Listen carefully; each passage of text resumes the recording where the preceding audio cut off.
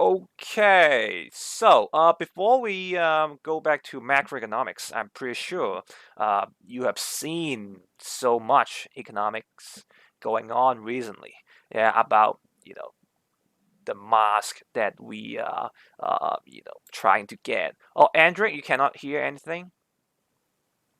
Anyone else cannot hear my voice? Anyone else? Is everyone? Yeah, you cannot see my face. Yeah. That it doesn't matter, all right, because I'm using my desktop and I don't have my external camera with me, and yeah, but I don't think you want to see my face. All right. So yeah, Andric, try to fix it somehow. I I don't know how I can help you, but yeah, there's nothing I can do. Yeah. Yeah. About the masks recently. Yeah. Are you guys able to get the masks? Yeah. Yeah. If you cannot, all right. You see, I cannot get any of them. All of the masks. All of the masks. Hey, Leo. All right. Stop trying to roast me. Yeah. If you're talking about the masks, I cannot get any of them. Yeah. Basically, right now at my home, all the masks that I have, I got that from my friends. Yeah, I got all of them from my friends. So it's so difficult to get masks nowadays. Yeah, because the demand suddenly increases a lot, and you can see people, they are not satisfied with the situation right now. And if you are an economic student, yeah, well obviously you are, then you know it's actually correct that wait, someone should mute yourself first. Yeah, because I can hear echoes and yeah. So yeah, thank you. Yep. So you can see so many people, they are not satisfied about what they're going on right now. Yeah, because the mask and also some other necessities, they are becoming so expensive. But since we are economic students, and I'm an economics teacher, then we know it is completely right. Okay, there's nothing wrong about this. Okay, because it's just price mechanism is working just fine. Yeah, because when you see the demand is getting higher, then the price should be higher. Okay, but the problem here, yeah, this is actually one of the main themes that we have in economics, is that we are using efficiency versus equity. Okay, and you can see this, right? The efficiency right now is, I would say, is working fine. Yeah, but when you are talking about equity, then maybe there are some problems. Yeah, you see people, they're lining up, like on the street overnight, trying to get masks, and then they cannot get any of them. So you can see, right?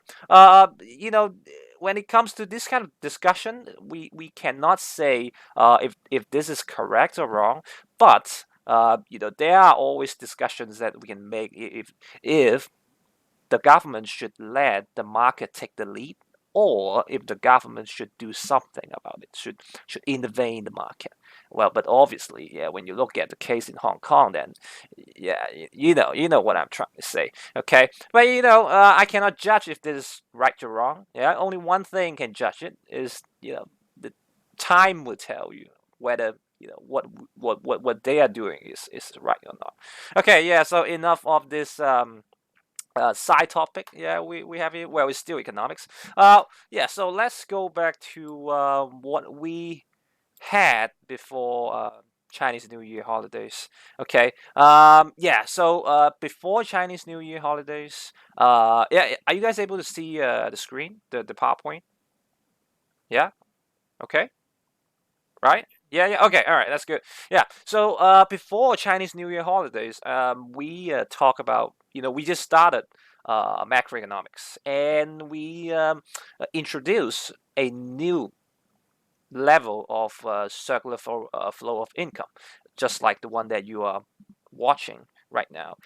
And then, yeah, because of this, you will see some new injections of money, and also some leakages of money going out of the country. And then after that, we learn something about national income. So basically, yeah, so national income, once again, um, uh, national income, once again, you can see this here, is basically how your economy is doing. Yep, for a certain period of time. So you can use a total income, yeah, to interpret national income, because you just have to add up all the income from different people, and all together then you will see how our economy is doing. And because of the theory from our circular flow of income, then people, they will spend mm, all of the money, all of the income for expenditure. And that's why when they're spending on the expenditure, they are buying the value from all the output. So that's why we have another term for that. So we can call that aggregate output as well. So they are actually the same. You see the total income, the total output, they have the same amount in theory. Okay, yeah, and then yeah, once again, usually when we are using this kind of number, we are trying to find the performance of the economy, trying to sometimes do comparisons with other countries. And if we're trying to make some policies, we will use uh, this kind of number to help us setting up you know policies for achieving economic objectives. Okay, so now we will go back to you see, this is what we have learned actually in GCSE. We have three methods. Okay, to get national income. Okay, yep, and they are expenditure method. Yeah, and yeah, here once again, yeah, I don't know if you still remember what that is. We are trying to use all the spending, okay, on the final goods and services in the economy to find the number. Okay, if we're using this expenditure method. All right, yeah. And if we go to output method, well, yeah, put it in a simple way. So basically, output method is so similar to expenditure method, and that's why. Well, if you look at all those three approaches, they will result in the same number of national income, because at the end you're using the same set of numbers to calculate the figure. Okay, but in the reality, there will be some differences, because different people, when they're using different methods, they will use different sets of data, and that's why you will see some differences, but they should be close enough. Okay, yeah. And for the output, yeah, you're actually using uh, all the final goods and services, their output value, to calculate the total amount of output by the economy. So that's why you can see expenditure, when people, they are spending on the final goods and services, they're spending on the value of the output, yeah, of the final goods and services. So you can tell at the end you will get the same number. Okay, and based on the theory, you know that when people, they are spending on goods and services, okay, they spend all of them using their income. That's why you have the flow. Okay, even though sometimes when they are not spending all of the income for expenditure, that's why there will be some leakages. But those leakages, eventually it will go back to the injections. So at the end, the number will be the same. Okay, so that's why income method you will get the same number as what you will get from output method and expenditure method, because of the circular flow of income, the theory from that. Yep. And if you add up all the income earned by all the factors of production, then you will get the number as well. Okay, you will get that national income as well. Okay, so national income, we always use GDP to represent that national income. So this is what we have learned basically. Okay, so there's nothing new about this. Okay, so here we're just trying to do some revision. Okay, yep. So if you forget about this, then yeah, it's good to hear. It's good to listen to this again. Okay, so and before we go through each of them, okay, there's something we have to clarify before we go to each of the method, and that is, what is final goods and services? What is it? Anyone who can answer the question, yeah, you just answer the question in the chat box. And if you want to say it out loud, yeah, do it. Yeah, what is final good? What is final good? What is the final surface? How do you define it? Anyone? Hi.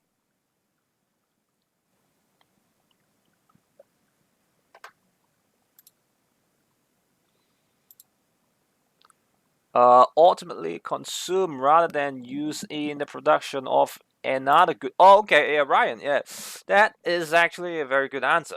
Yeah, yeah. So, final good. That's what you have here, right? When you are talking about final good, you don't use the good for further production anymore. Okay, so here I have two examples. Yeah, wait. Yeah, here. All right, take a look at this. Yep. So you can see here, final refers to the products for final use. Okay, so in other words, they are not being used for further production. Okay, so you can see, right, on the left hand side you have a beef, right? So so here, yeah, it, yeah. What do you say? Is that a final good or not? If you talk about beef bought by a steakhouse. Come on. No, of course not, right? Because yeah, yeah, because the steakhouse when they buy the beef, they will use the beef, process it even further. So at the end, it becomes a steak. So that steak will be served to the final consumer. Okay, yeah, which is the customer. Okay, so that's why beef in this case is not a final good. Okay, and but what about the tractor? The tractor bought by a farmer, is that a final good?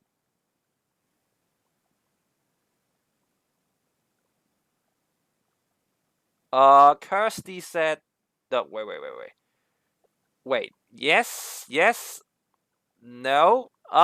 Well, think about this. Think about this. Okay, so this is how we define final goods and services. Okay, so if that good that we bought, okay, we are not going to process that good anymore, then it doesn't really matter who consumed the good. Okay, it can be you, it can be me, it can be some other consumers, it can be some other producers. Okay, that will become the final goods and services. Okay, so that's why you can think about this, right? When the farmer they buy the tractor, are they going to process the tractor into a transformer or something? They're not going to further process it anymore. Okay, so they are going to use the tractor for their work. So basically, the tractor is already the final good for the farmers. So that's why a tractor in this case is, you know, a final good. Okay, is that clear? Yeah, is this clear? Okay, yeah. So it doesn't really matter. It doesn't always have to be the final consumer, the customers, who can enjoy the final goods. Okay, anything that you are spending on, anything that you're using, you are not going to further process it, then that is already a final good or service. That's that's it. Okay, all right. Okay, so yeah, so that's how we define final goods and services. Okay, and yeah, so now we understand this concept, and we can go to the very first method. And I can tell you this method here, the expenditure method, this is, I would say, the most important method out of the three in in this curriculum. Okay, because so many times when we are talking about macroeconomics, when we are trying to talk about GDP or economic growth, we will use this method to further explain the concepts. Okay, so make sure you remember this. Okay, always use this method when you're trying to explain macro concepts, especially for economic growth and GDP. Okay, yep. So anyone who still remember the formula for this method, the formula for expenditure method? Yeah, we have actually learned that already from last year. There are four components. Anyone? No, no, no, that's way off. That's way off. Oh, here, Leo. Well, C plus G plus I plus NX. Well, I mean, Leo, you are actually correct. You are actually correct. Yeah. So yes, yes. So if you don't remember, so now I'm just gonna show you again. So if you look at your circular flow diagram, okay, try to identify four parties that that will spend goods and services. Okay, yeah, try to identify four parties. So which are the four parties who will spend money on goods and services? Government, consumers, anyone? Anyone else? Investors? Yeah, like firms. So we still have one more. One more. Yeah. So that one is not about the domestic transactions anymore. Yeah, right, Andrew, correct. Yeah, the exporters, okay, the importers, and that's how you find those four parties that spend money on goods and services. Yeah, that's very good. Okay, so that's why you have this. Well, if you look at the chat box, Leo has the same answer as the one that I have on the screen actually. Okay, yeah, but the NX, what is NX? NX is actually N stands for net. Okay, so if you use your total exports minus the total imports, then you will get the amount of net export. Okay, yeah. So Leo is actually correct as well. Yeah. Okay. So that is the formula. So we always use this formula for some other concepts about economic growth and GDP as well. So make sure once again when you're trying to explain the concepts, use this formula. Okay, this formula is so powerful. Yeah. Do make good use of it. Okay. Yeah. So that's why when you see the formula here, yeah, the equation. Once we have used this equation, yeah, that is actually equal to aggregate output, and which is the GDP. Okay, yeah, which is the indicator that we will use for calculating the performance of an economy. Right? Yeah. Yeah. So you can see here sometimes when yeah you will see okay later on you will have to draw some diagrams for some of the macro concepts and we would use y as an abbreviation for output okay or GDP okay so do remember this okay yeah so y is the abbreviation for total output okay yeah and yes all right so here this is your definition for GDP. All right, so every time when you're working on your paper one, you know that definition is always in the first place. It always comes first. All right, so if you're talking about something about GDP, use this definition. Right, so once again I'm pretty sure you know that already. Yeah, so it's basically the market value. Yeah, market value, that is the output of all final goods and services produced in the country over the time period. Yeah, usually a year. Yeah, that's why the GDP they measure every year. Okay. Yeah, there's a time frame to calculate such number. All right. Okay. Yep. Okay. Right. Okay. Yeah. So here you will see all the individual items. Yeah, one by one. So yeah, consumption. So basically, yeah, it's about consumers when they are buying goods and services. Yeah, but more importantly, the final goods and services. Okay, so all the purchases by households on final goods and services, we are going to put the value on C. Okay, yeah, and yeah, when it comes to I investment, so once again, right, basically they are all the spendings from the firms. Okay, on capital goods like buildings, factories, maybe the tractors we just talked about. Yeah, so you can see, right, final goods and services. Yeah, so when you think about this, when you think about how you can link all the methods together and come up with the same answer, then yes, and you get it, you get it, you will see why we always try to calculate the value of final goods and services because of this, right? And you can see, yeah, even though some of the goods they have not been sold, but we still calculate them in the formula, because just because they're not being sold doesn't mean that they are not the output, because you have produced them, okay, from the factories, okay, and that's why they have the value as well. They have the value of output as well, and for that we are going to measure the unsold goods as well, and that's why we are going to calculate the inventory as well. Okay, yeah, and then when we go to G, government spending, right? So all kind of government spending. Okay, if we're trying to build infrastructure, and if we're trying to buy different resources, right? Like when the government trying to buy masks for the citizens, well, too bad, not our government, but yeah, I mean, when they're spending money on something, yeah, consumption or investment, then that's where we will put the number into G. Okay, yeah. So yeah, and then we have the last component, and which is the net exports. Yeah. So yeah, basically you just use the total export minus the total import. Yeah, and that's how you get this component here.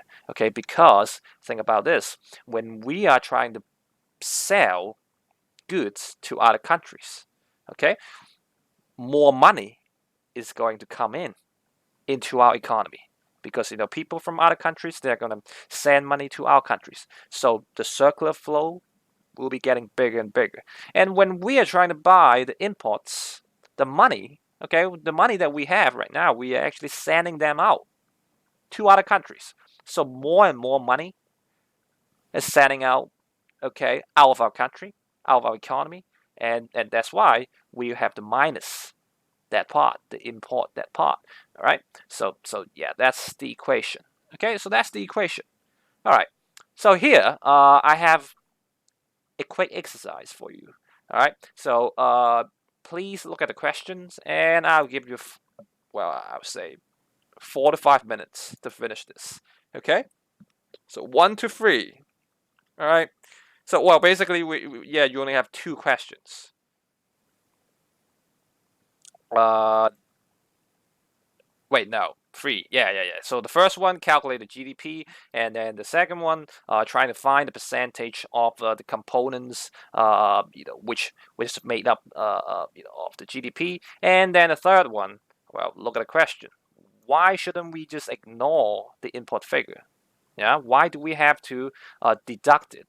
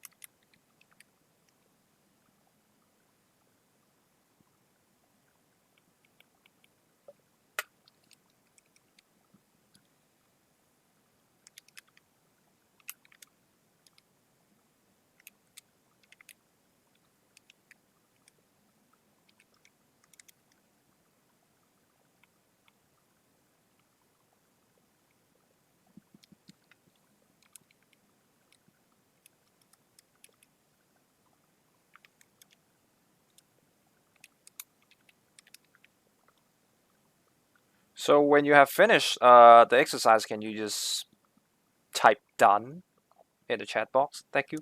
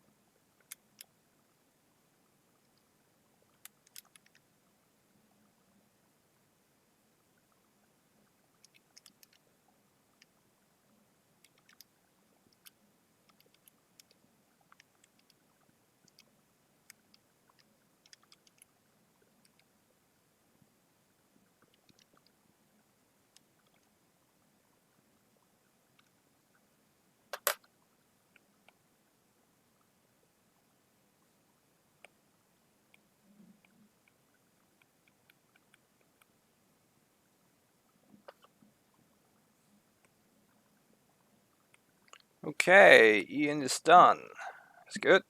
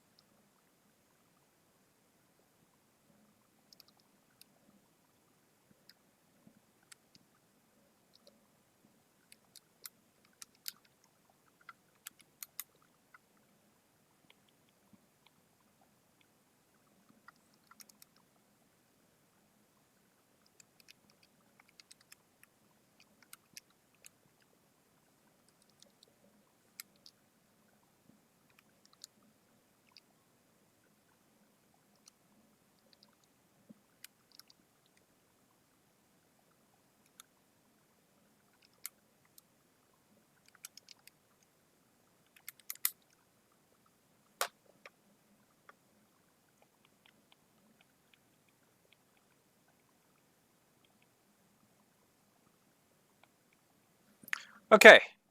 All right. Let's go through the answers together. All right. Yep.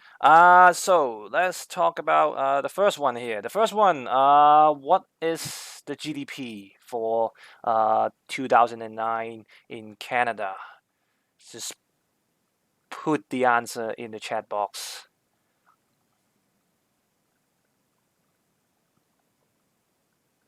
Come on. Type the answer in the chat box. Yep. Yep. Yep. Yep. Okay. All right. That's good. That's good. Yeah. So make sure that when you are trying to present GDP, make sure you have the dollar sign with you. Okay, the dollar sign. Yeah, it depends on what currency that you're using. Okay, so make sure you have a dollar sign because the output here we are talking about in terms of dollar value. Okay, yeah, it's not quantity anymore, the output. Okay, in the macroeconomics, because we are put all the outputs from different goods and services together, so we will use the dollar value to present any number related to that. Okay, yep. So what about the second question? Okay, the percentage of different components for consumption. What is the percentage? Okay, Ian. So 72.6 for C and 12.8 for I and 15.9 for G. And then the net export is minus a negative 1.2%. Yeah, That is absolutely correct. Okay, that is absolutely correct. Yeah, altogether you will find 100%. Okay, yeah. So that is good. That is good. Okay, but what about the third question? Why? Why shouldn't we just ignore the input figures? Why should we have to deduct the input figures? Anyone who would like to try? What is the main reason why we still have to deduct the input? Yeah. Well, you think about this. Why should we do that? Why can't we just ignore that figure?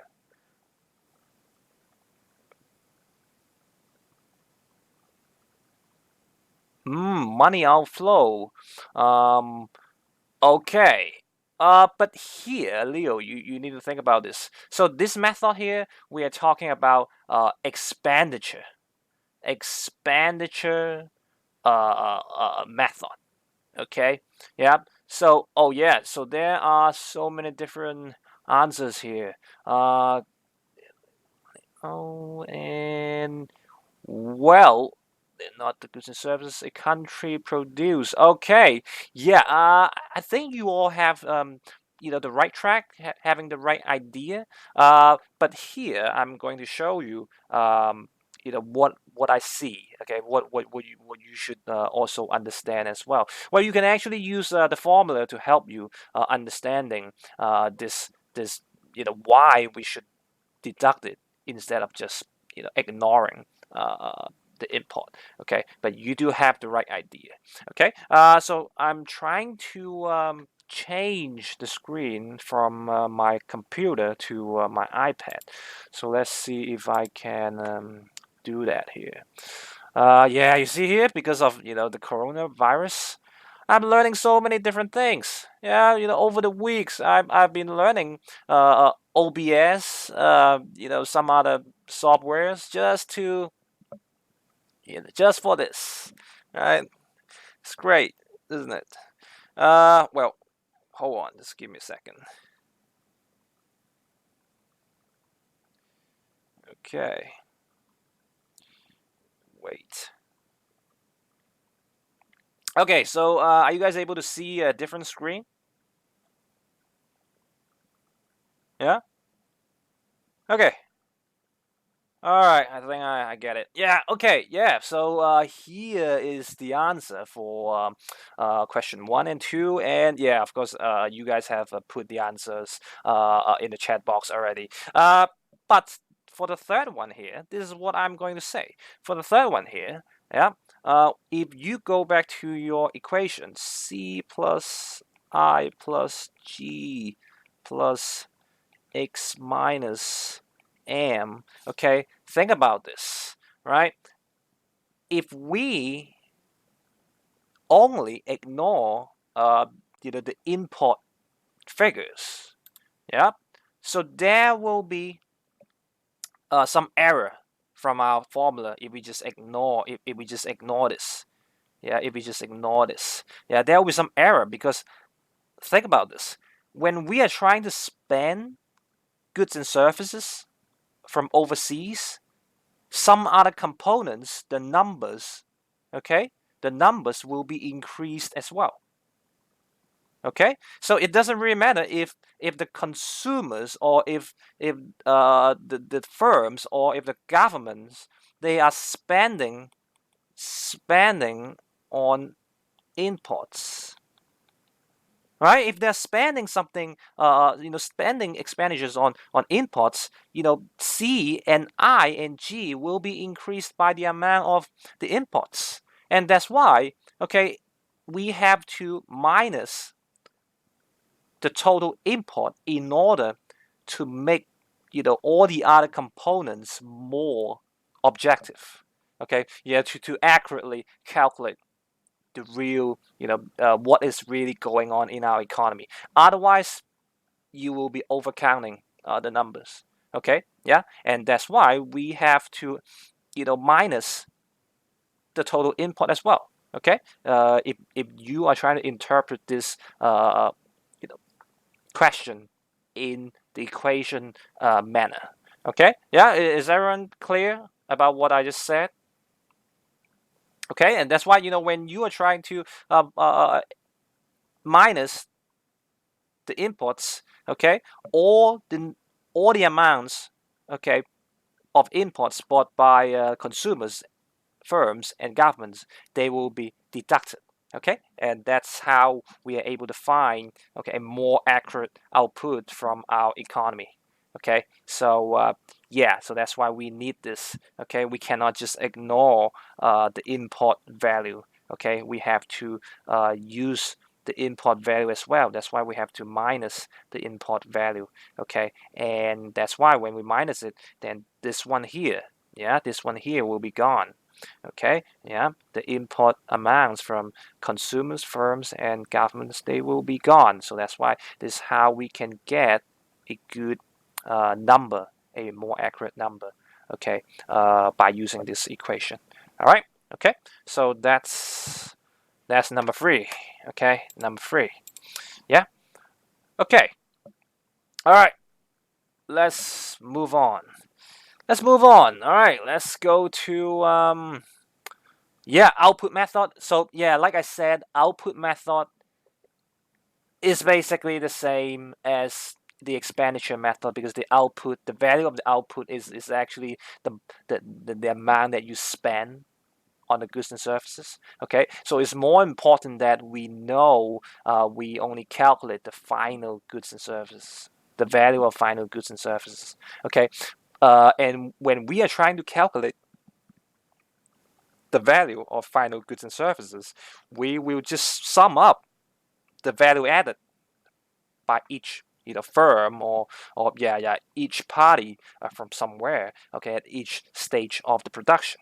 Okay, so take a look at this. Okay, I'm pretty sure you have learned that, yeah, already in GCSE. So this one is, yeah, it's also for your revision only. Yeah, so think about look at that person, okay, in the right bottom corner. Okay, yeah, basically he is trying to extract timber. Okay, yeah. So you just have to imagine if that is me. Okay, so basically, Mr. Sun is extracting timber. Yeah, I just walk into the woods and trying to chop some trees. Okay, yeah. Except I'm not wearing those short shorts. Okay, so boys and girls, I don't recommend you wearing short shorts, because that is just embarrassing. Yeah, you just have to imagine if I wearing short shorts to the school, and people will be laughing at me. So behave yourselves, all right? Yeah, don't wear shorts that are too short, okay? Yeah, okay, all right, yeah. So you see, when I chop down the trees, you see, I can just walk into the woods and chop down the trees. So the cost for me is basically zero. But when I'm trying to sell the trees, I mean sell the timbers to the picture above, a paper manufacturing factory, okay? Then I'm going to sell them for some value. Okay, so let's say here, so once I've chopped down the tree, and then I make them into timbers. Okay, I'll sell them to the paper manufacturing company for $30 each. Okay, so that piece of timber, okay, you will see a value added of $30. Okay, yep. So that's the value added for when it comes to this stage. Yep. And when the paper manufacturing company, they finish producing the paper, they are going to sell the paper to let's say a bookshop, okay, or a stationery shop, right? And of course they are going to add value to that paper, because they do want to earn profit, and that's why you see here in this scenario, okay, that paper factory is actually selling the paper at $70 to the stationery shops. Okay, so you can see here $70. Okay, and at the end, yeah, when the stationery shop, they bought the paper, for $70. Of course, they're going to sell it, in a higher value, because they want to earn some profit as well. And in this case, they are selling the paper at $100. Okay, so you can see here. Okay, when we are trying to calculate the value of the final goods and services, we will only add up all the value added, okay, components. Okay, so in this case, right, when the timber, okay, comes from nothing to something. So here, when I chop the tree down and then it becomes timber, then the value added should be from 0 to 30, right? Okay, so from that stage, the value added is $30. Okay, yeah. And when you think about this, in the second stage, okay, yeah, when the paper factory, they're manufacturing the paper, okay, they are selling it at 70. All right, and that's why the value added at that point is only $40. Okay, you cannot add 30 and then when you go to the next stage and you add 70, because inside of 70, that $30, we have already counted that, okay, in our calculation. And that's why if you do that, if you use $30 and then you add $70, then there will be something we call that double counting. Okay, and you don't want to do double counting, because when you do double counting, then the figure will be messed up. Okay, yeah, it's not going to be accurate, right? And that's why every time when we are trying to find the value of final goods and services, we are only adding up the value added components. Okay, so in this case, when it's from 0 to 30, then we add up the number of $30. Okay, when it is from $30 to $70, then we will add up the value added component of $40. Okay, and when it comes to the bookshop or stationery shop, is from 70 to 100, then we will add up the value added component of $30. So at the end, you will see 30 plus 40 plus 30, which will give you 100. Okay, so that's why you see, all the way from the very beginning of this lesson to here, yeah, when we are trying to calculate the value of the good, we are calculating the value of the final good or surface, right? And that 100 is the value of the final good that people they are, you know, going to buy. Okay, yeah, consumers, they're going to consume, and that's why we are going to count 100 only. We are not going to count 200. Okay, 200 is not correct. If you are using 200, then you'll be double counting. Okay, yeah, right. So that's okay, the rationale that you can consider when you're trying to figure out how they come up with the answer. Okay, yep. So yeah, output method, yeah, is basically the same as expenditure method. Yeah, so when you are doing your revision, you can actually try to think about this: how do I link expenditure method and output methods together, and at the end they should have the same amount of figure, yeah, once we have calculated using different approaches. Okay, so they should be able to get the same number. All right, yep. So that's output method, and then whoa, uh, and then of course you have your income method as well. Okay, so income methods, there's nothing special. You just you know add up all the income from different factors of productions, and that's how you get that number from the income. Okay, yeah, yeah. So these are all the approaches for calculating GDP. Okay, yep. And here I have some homework for you. Yeah, so please finish this by the end of Tuesday next week. Okay, so I have 3 pages of homework. Yeah, you see here, before we would use this as classwork, so something similar. Okay, but because now is we only have 1 hour for our lesson, and I don't really want to make our schedule too tight. So yeah, so we just have to adjust our schedule a little bit. So yeah, so that's why here, please finish all of them as your homework. Okay, so we have this page of homework, and then yeah, the recap. Treat that as a homework as well. Now I'm going to send these 3 pages on Google Classroom, so don't worry about this. Okay, so finish these 3 pages of homework before you know, Tuesday next week. Okay, yeah, okay. So homework, homework, homework. Okay, yeah. All right. So yeah, okay. So that's how we calculate GDP. All right. Yep. And we still have 10 minutes, I would say. So let's try to yeah, move on and talk about you know how many different how many different interpretations that we can see from GDP.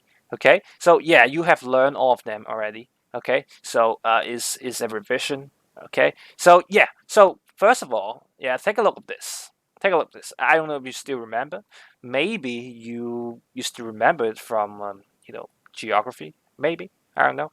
But GNI. Okay, GNI. Yeah, we learned that last year when we were talking about development economics. Okay, so GNI, aka gross national product. So sometimes when you see GNP, is actually GNI as well. Okay, so they have different names. Okay, so let's see if you still remember what GNI is. So here is the question.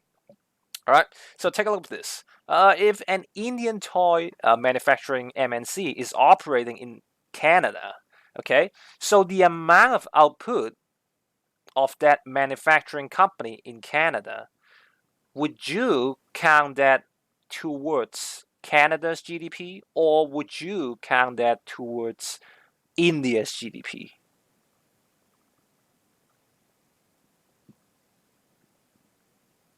Hey guys, Canada, India. Okay, yep. Anyone else? Both? Well, yeah, so right now we are focusing on GDP. So GDP, okay. India, India, India, and then one Canada.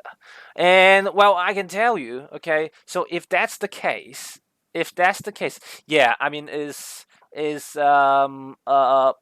yeah, is arguable. Yeah, if you think about this, like sophisticate, in a sophisticate way. But here, think about this. Okay, so if that is the question, then we are going to count uh, the output from that company towards Canada's GDP. Okay, Canada's GDP. Okay, yeah, yeah. So you might want to take a look at this if you forget, yeah, about what that is. Yeah. So take a look at this. So this is the difference between GDP and GNI.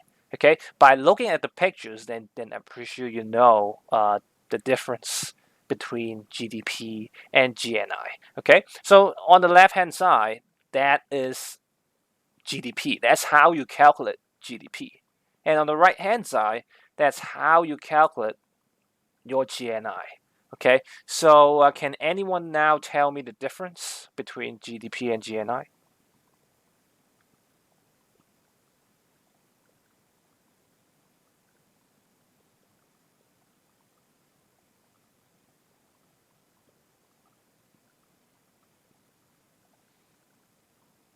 Yep, yep. Both of you are correct. Yeah, GNI is for the nationality. Yeah, Talia, correct. Yeah, Kirsty and Talia, yeah, you are correct. Right. So yeah, so this is how we differentiate between GDP and GNI. Okay, for GDP, we are counting the total output within that country. It doesn't matter, what nationality that you are inside that country. Okay, if you are producing something, if you are producing output inside that country, let's say America, then you will be counted in the GDP. Okay, yeah. So that is within that output number is within the country. It doesn't matter what nationality that you have. But when you're talking about GNI, okay, we will focus on the citizens, okay, the citizenship, right? So it doesn't matter where you are, okay, around the globe, okay, as long as you are U.S. citizen, and when you are producing something, when you are earning something, when you are producing output, then we are going to count, uh, you know, all that, okay, yeah, using, you know, the same nationality, okay, yep, right, and that's why you will see, okay, here, right? So the definitions. So here, GDP, right? The value of goods and services produced within the country. Okay, it doesn't really matter who owns the factors of production, right? So in the question we had just now, yeah, an Indian company in Canada. Okay, it doesn't really matter if it's Indian company or if that is a Chinese company. Okay, if you are trying to calculate GDP, then you are going to consider all of them inside the country. As long as there's output, then you are going to consider you know that, right? So that's GDP. Okay, and GNI, when you look at this, right? Yeah, is the total income received by the residents of the country. So, like I said, okay, as long as you are the citizen of that country, then when we are trying to calculate GNI, then we will calculate the number based on the nationality, okay, around the world. Okay, yeah. So it doesn't matter where you are, as long as you are U.S. citizen and you are producing output, then you will be counted in GNI.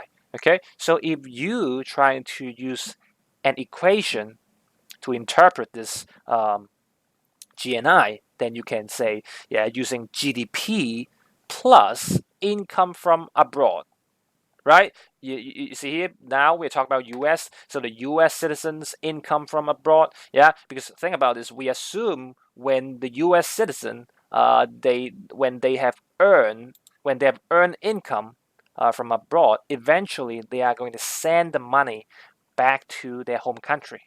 Okay, yeah, and that's why, yeah, for people from different places, when they have earned some money, then you are going to count it as well. Okay, and also you have to minus the income pay abroad. So that is the income, okay, when people inside your country, okay, when they are from different countries, and yeah, the same logic here, at the end they are going to send the money back to their home countries. And if that's the case, then if we add up the income from abroad and minus the income pay abroad, then we will get that GNI number. Okay, yeah, so when you are trying to explain this like beautifully, okay, yeah, you may want to use this. Okay, yeah, just like this, right? Okay, so I'm gonna finish two more questions, one and two, and then we will call it a day. Okay, so which one do you think is a better indicator of standard of living? Which one do you think? GNI. Yeah, GNI, that's true, right? Because GNI, think about this, it's so simple. When you are talking about standard, well, here I miss a S, standards of living, okay? We are talking about, the development, okay? Yeah, the living standard, right? And that's why we want to look at the people, okay? We want to look at the people. When we want to look at the people, we want to see GNI, because GNI here, you are using people, okay, the citizen, as the root of the calculation, and that's why it will be better to use GNI for seeing standards of living. Okay, and yeah, when it comes to number two, output, of course, is going to be not looking at something individually. Is going to look at your country, and when you are trying to look at the development or the economic growth of your country, then you might be using GDP. Okay, that will give you a better idea like how your country is doing. Okay, so that's why for standards of living, it's always good to use GNI, and for GDP, it's always good to use it as the measurement of output. Okay, because they are measuring the output of the entire country. Okay, so yeah, so that's all for today. All right, guys. So please finish your homework, yeah, and then hand it in on Google Classroom. And for HL students, okay, so you actually have some homeworks that you have to hand in today and tomorrow. Okay, so please make sure you hand in the homework. Okay, and because you see here, before we go, because this is going to YouTube, then I guess I have to say this before the end of the lesson. Okay, so please make sure you like and subscribe my YouTube channel. And if you have any questions, you can put it in the comment section below. Okay, so yeah, it's all right. Yeah, no, just kidding. Okay, you don't need to subscribe. You don't need to like it.